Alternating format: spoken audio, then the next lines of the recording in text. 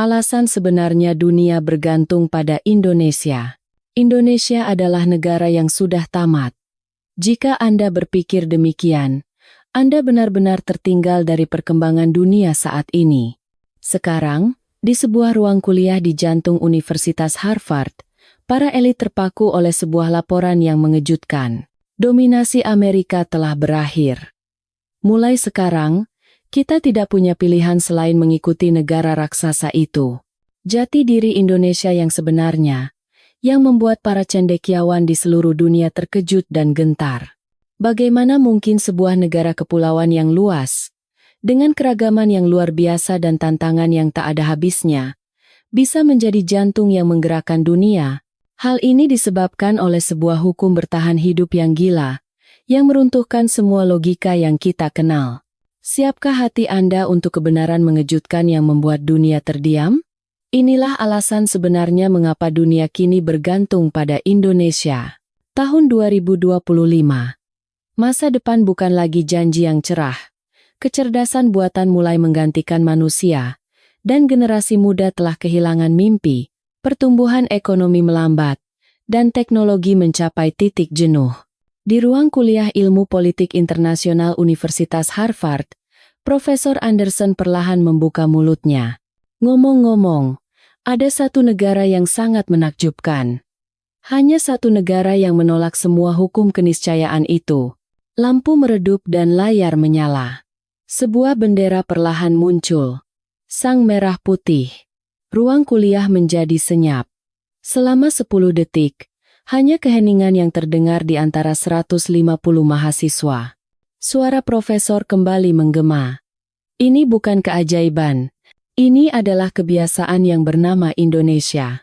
Dan kini, komunitas internasional bertanya, bagaimana negara kepulauan raksasa ini membalikkan logika dunia? Mari kita selami kenyataan yang luar biasa itu sekarang. Sebuah kisah mengejutkan dari Amerika akan segera dimulai. Beritahu saya di kolom komentar dari mana Anda menonton. Saya juga ingin mendengar kisah Anda. Namun sebelumnya, mohon luangkan 1 detik untuk menekan tombol subscribe. Dukungan Anda sangat berarti bagi kami. Mari kita mulai. Ada sebuah negara yang seharusnya tidak bisa bertahan. Secara geopolitik dan historis, negara itu seharusnya sudah lama lenyap.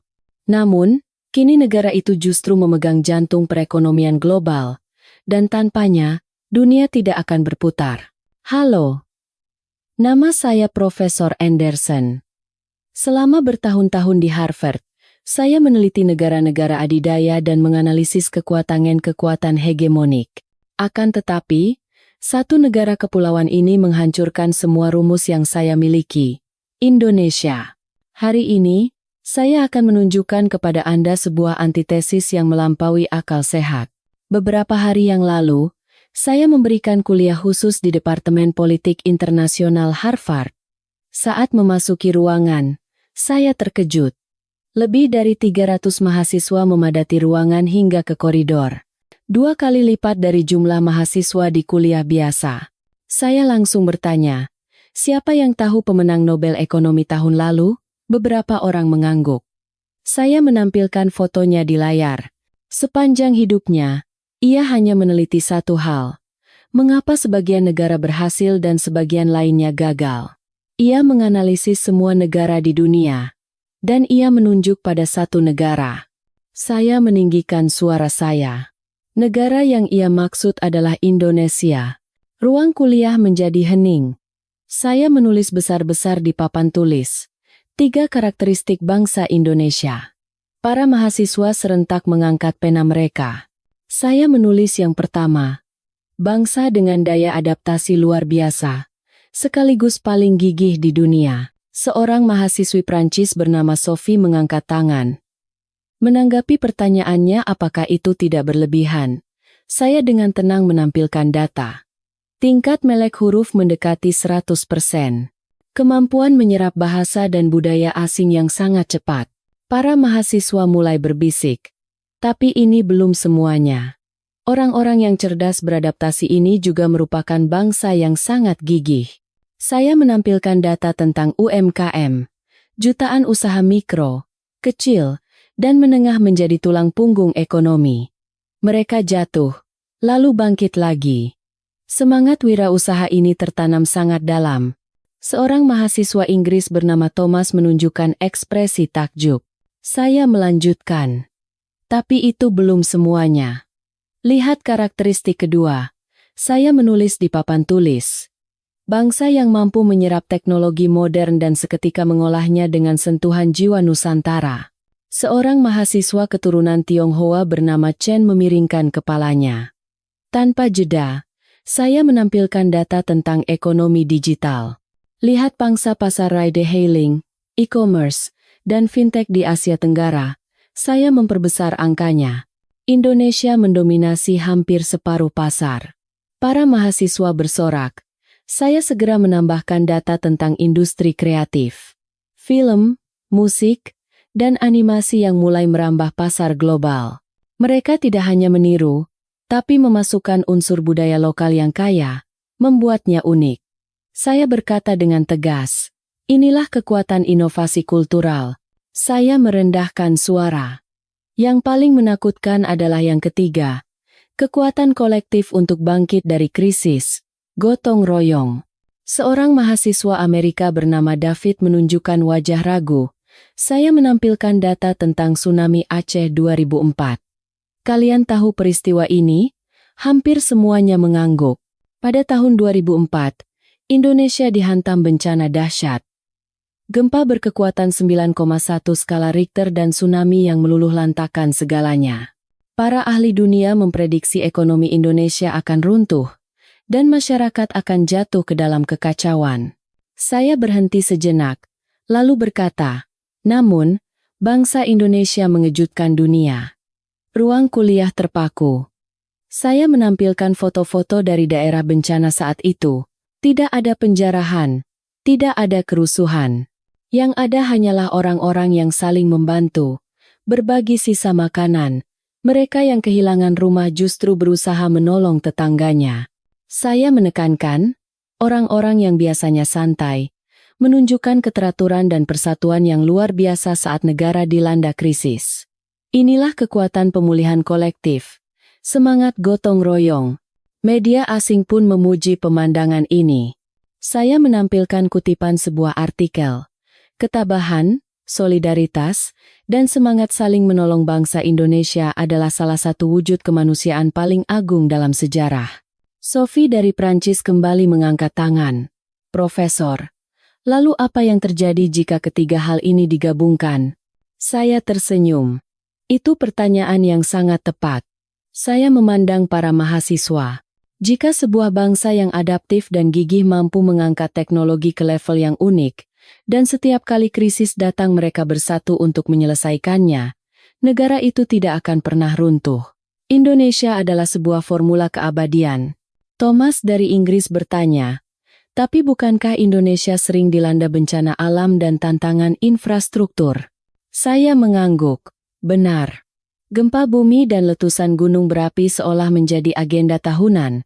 Namun, bagi Indonesia, manusianya adalah sumber daya itu sendiri.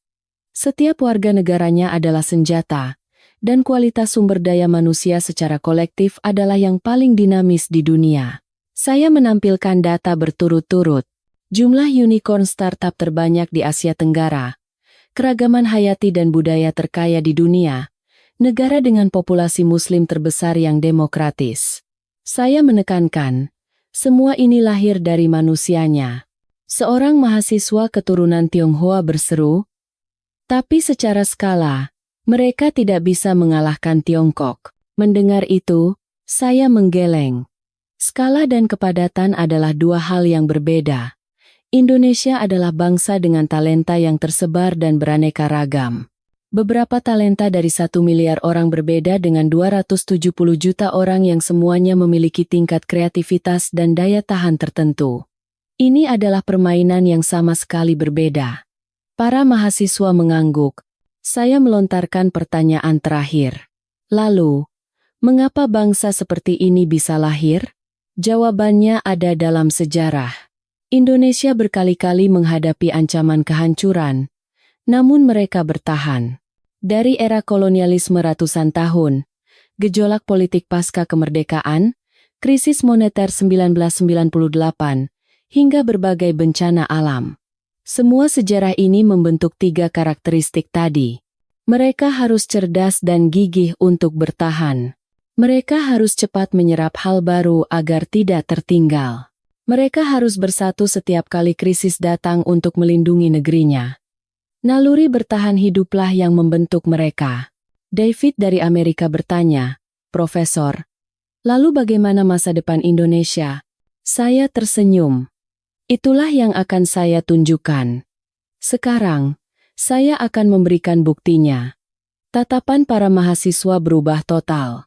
Saya berkata perlahan, "Lihatlah sejarah Indonesia, maka jawabannya akan terlihat.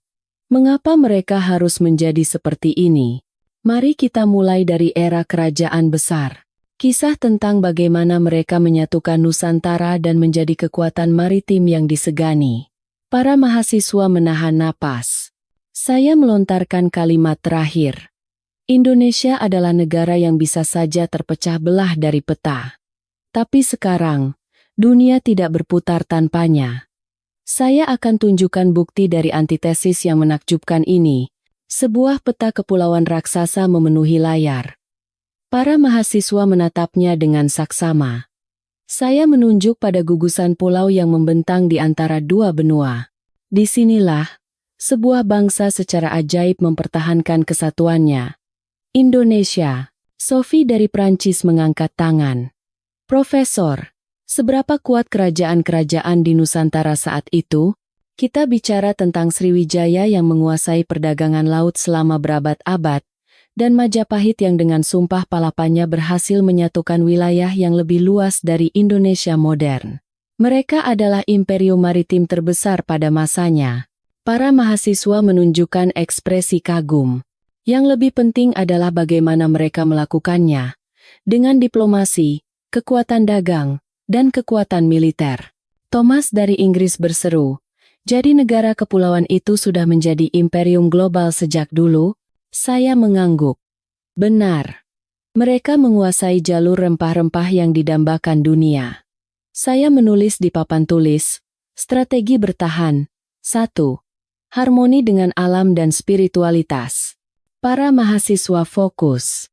Lihatlah negara-negara lain pada masa itu. Banyak yang berperang tanpa henti. Tapi di Nusantara, mereka membangun peradaban yang selaras dengan alam, seperti sistem irigasi subak di Bali yang sudah berusia ribuan tahun dan Candi Borobudur sebagai bukti keagungan spiritual dan teknologi.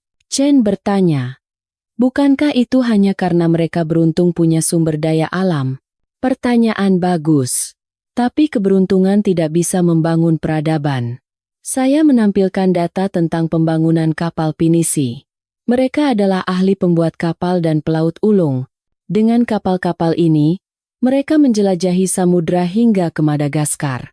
Mereka adalah profesional di lautan. Bukan hanya itu, saya melanjutkan. Waktu berlalu ke abad ke-20, ketika hampir semua negara di Asia dan Afrika menjadi koloni bangsa Eropa, bangsa ini mengobarkan semangat perjuangan tanpa henti. Saya menampilkan foto-foto perjuangan kemerdekaan. Para pemuda dengan bambu runcing melawan tentara bersenjata modern. Hanya dalam beberapa dekade setelah merdeka, mereka berhasil menyatukan ribuan pulau dan ratusan suku bangsa di bawah satu bendera. Ini kita sebut Bhinneka Tunggal Ika. Berbeda-beda tetapi tetap satu, mereka mempertahankan jiwa Nusantara sambil menyerap ide-ide modern seperti demokrasi. Saya menekankan, bahkan ketika negara-negara adidaya datang, Indonesia selalu belajar, berubah, dan mempertahankan identitasnya. Sophie bertanya, "Profesor, mengapa Indonesia begitu kuat?" Saya menulis di papan tulis. Pertanyaan yang tepat. Saya menampilkan analisis kekuatan Indonesia. Pertama, kemampuan belajar dan adaptasi yang luar biasa. Jika ada sesuatu yang baik, mereka akan segera mempelajarinya. Kedua, kemampuan berkreasi. Mereka mengubah apa yang dipelajari menjadi sesuatu yang lebih baik dan sesuai dengan konteks lokal. Ketiga, Kekuatan persatuan. Saat kedaulatan negara terancam, mereka menunjukkan persatuan yang luar biasa. David dari Amerika berkata, "Profesor, bukankah itu cerita masa lalu?" Saya menggeleng. DNA. DNA itu hidup dalam semangat startup teknologi masa kini, dalam kreativitas para senimannya, dan dalam gerakan relawan saat bencana. Seorang mahasiswa Indonesia bernama Budi duduk dengan postur yang lebih percaya diri. Saya menatapnya dan tersenyum tipis. "Budi, nenek moyangmu bukan hanya beruntung. Selanjutnya adalah era Orde Baru," lanjut saya. "Masa pembangunan yang pesat, meskipun penuh tantangan. Kali ini, saya akan menunjukkan bukti dari budaya dan teknologinya." Para mahasiswa menunggu dengan napas tertahan. Saya berkata akan memulai dengan kisah program keluarga berencana yang diakui dunia dan pembangunan satelit Palapa. Para mahasiswa sangat tertarik. Saya menulis sebuah angka besar di papan tulis. 32 tahun. Terlepas dari kontroversinya, selama periode ini, terjadi stabilitas dan pembangunan infrastruktur yang masif. Saya menampilkan gambar Jakarta pada era itu.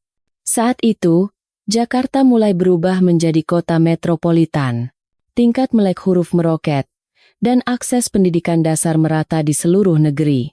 Saya memandang para mahasiswa dan bertanya, "Tahukah kalian tingkat partisipasi sekolah dasar saat itu?"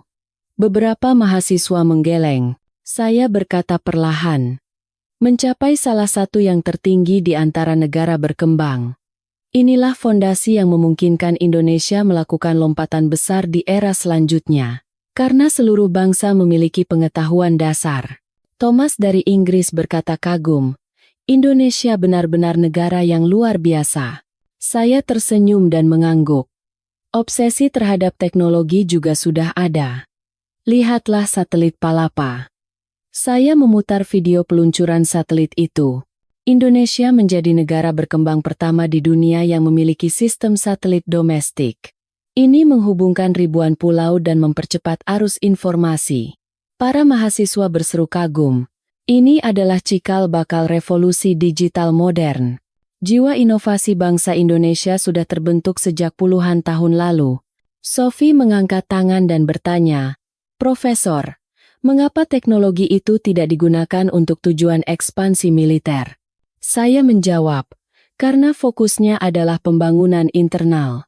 Indonesia memilih menjadi pemimpin di antara negara-negara non-blok, mempromosikan perdamaian. Ketika damai, teknologi bisa berkembang menjadi kesejahteraan. Saya menulis lagi di papan tulis, stabilitas mengubah teknologi menjadi kesejahteraan, dan kesejahteraan melahirkan inovasi baru. Sekarang, mari kita beralih ke era modern. Apakah Anda ingin melihat bagaimana Indonesia bangkit dari keterpurukan krisis moneter 1998? Tatapan para mahasiswa telah berubah sepenuhnya.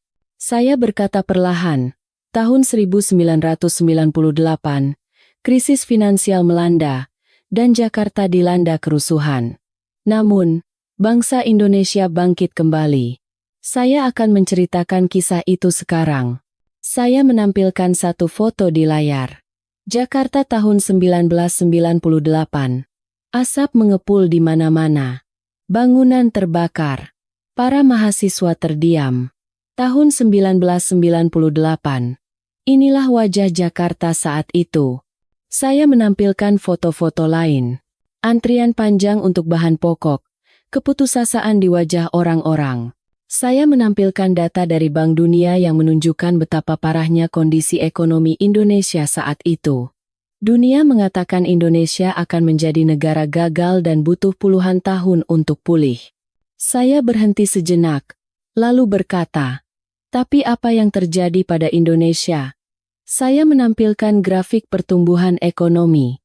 Garis yang menanjak tajam sejak awal 2000-an. Tahun 2008, Indonesia menjadi anggota G20. Ekonomi digitalnya meledak, dan kelas menengahnya tumbuh pesat. Hanya dalam waktu kurang dari 20 tahun, Indonesia mencapai pemulihan yang ajaib. Ini disebut era reformasi dan kebangkitan ekonomi. Para mahasiswa berseru kagum. Bagaimana itu mungkin? Saya menulis besar-besar di papan tulis. Demokrasi, ketekunan, dan inovasi. Bangsa Indonesia tidak hanya bekerja. Mereka terus berinovasi. Buatan Indonesia yang dulu mungkin dipandang sebelah mata, kini mulai menjadi simbol kreativitas dan kualitas di pasar domestik dan regional. Saya memutar video pabrik-pabrik pengolahan nikel, manajemen yang semakin modern, penyerapan teknologi. Inilah industri manufaktur Indonesia yang menjadi kunci rantai pasok global, terutama untuk baterai kendaraan listrik. Chen dari Tiongkok bertanya, "Tapi Profesor, bukankah masih banyak masalah korupsi dan ketimpangan?"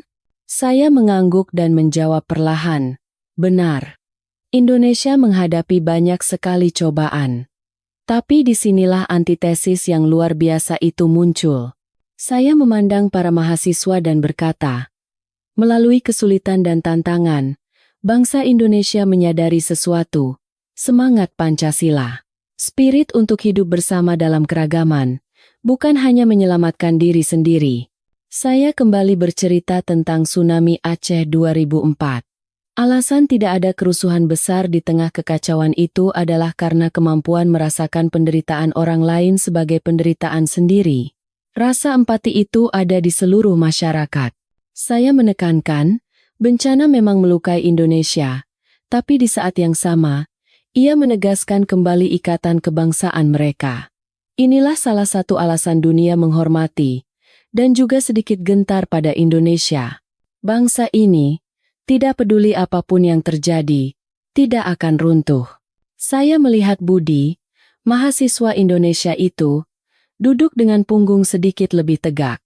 Saya menatapnya dan mengangguk kecil. Selanjutnya adalah masa kini. Mari kita lihat di mana posisi Indonesia di dunia saat ini. Bahan mentah strategis, ekonomi digital, budaya pop, di semua bidang ini, di manakah posisi Indonesia? Para mahasiswa menahan napas. Saya berkata perlahan, Indonesia bukan lagi negara pengejar. Ia adalah negara yang menjadi sandaran dunia. Saya akan tunjukkan buktinya.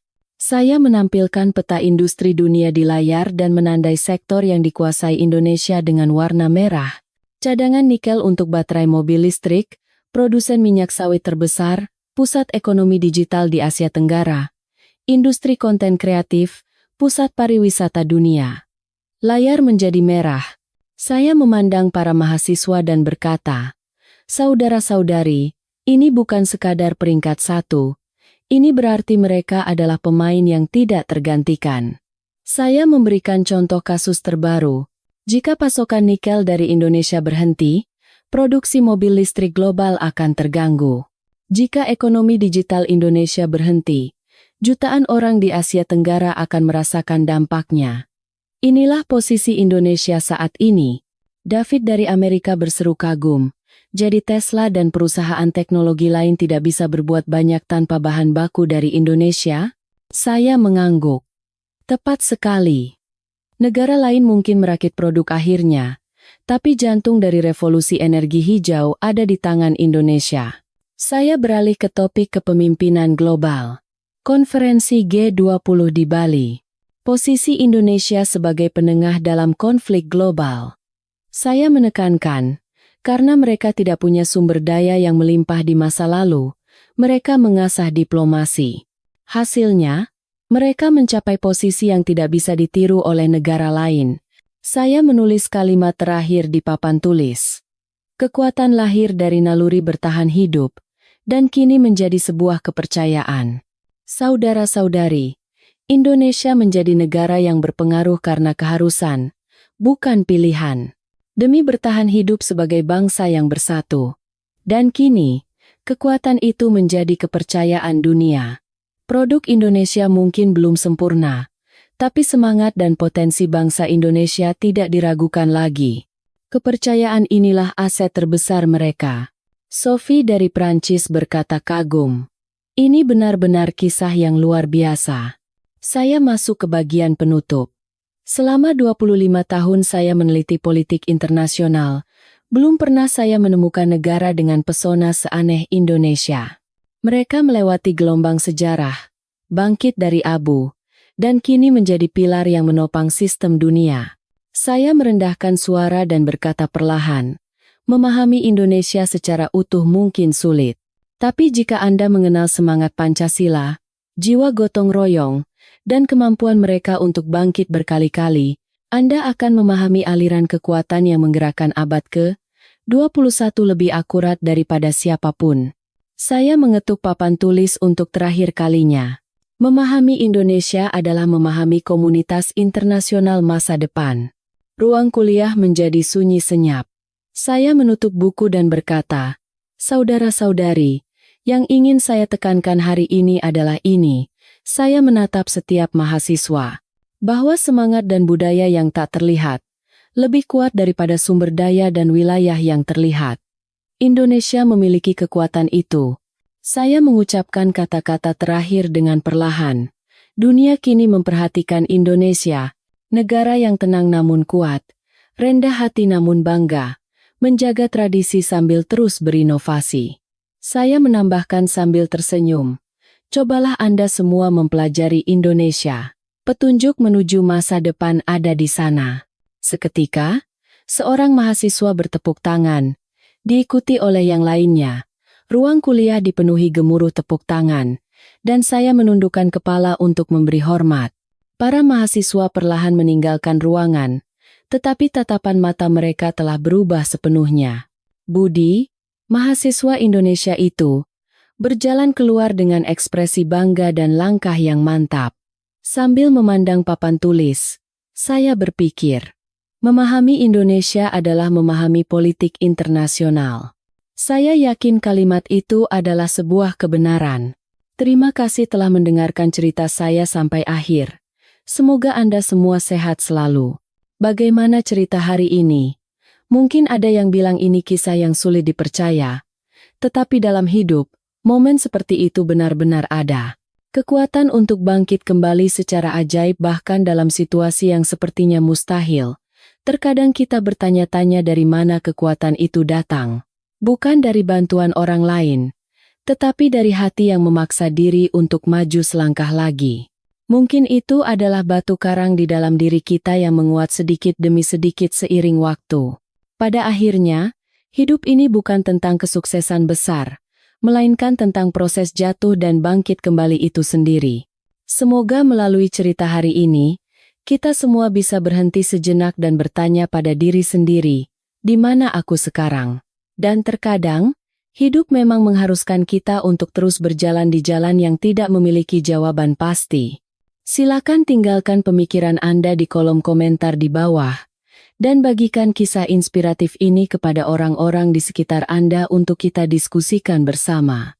Terakhir, hanya butuh 1 detik, subscribe, like, dan nyalakan notifikasi akan menjadi kekuatan besar bagi kami untuk terus berkarya. Sampai jumpa di kisah inspiratif berikutnya. Semoga hari Anda bahagia.